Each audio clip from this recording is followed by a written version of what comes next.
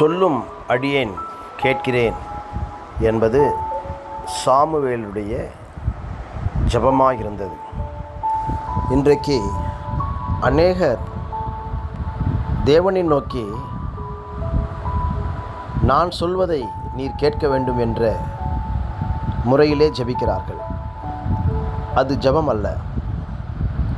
அவர் பேச நீர் கேட்க வேண்டும், நீ பேச அவர் கேட்க வேண்டும்.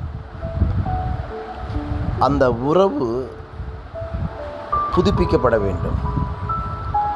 என் ஜெபத்தை தேவன் கேட்கிறார் என்பதிலும் அதிகமான விசுவாசம் வேறு எதுவும் இருக்க முடியாது.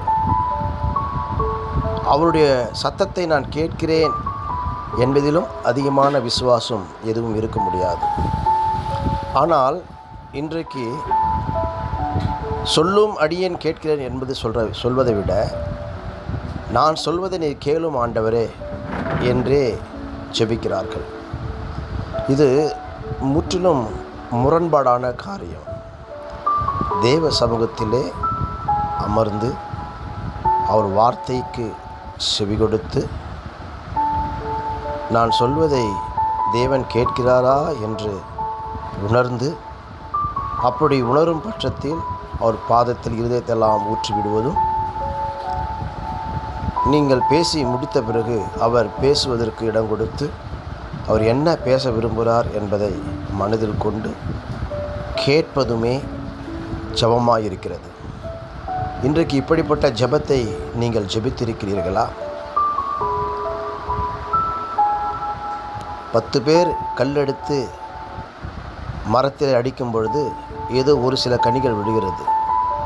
அப்படியாய் அநேகர் கூடி ஜெபிக்கிற பொழுது ஒரு சில ஜெபத்திற்கு பதில் கிடைக்கும் பொழுது நாம் திருப்தி அடைந்து விடுகிறோம்.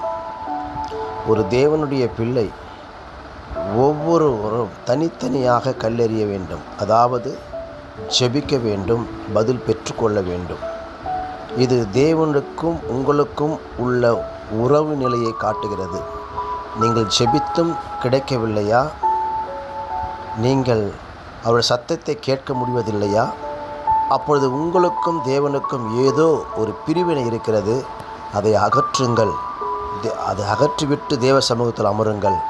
தேவனோடு நீங்கள் பேசுவதையும் அவர் உங்களோடு பேசுவதையும் விசுவாசத்தில் நீங்கள் உணர முடியும். தேவன் தாமே உங்களை ஆசீர்வதிப்பாராக.